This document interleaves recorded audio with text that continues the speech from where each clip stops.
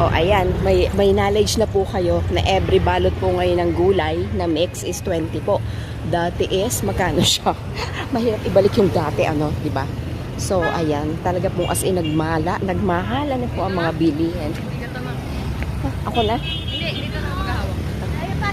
Ayan, guys. So, papasok po tayo ng loob ng palengke at tayo po ay magtatanong kung magkano po ang kilo ng isda. Ang ganda-ganda, di ba guys? Yan po ang Save More. Ayan. Ay, dito pala meron din, oh.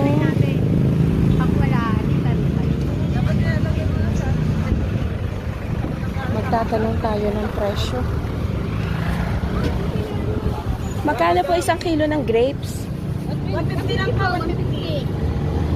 Fitness yan ma. Dini ho. Dito po. 120 120 rin. Sugar kaya.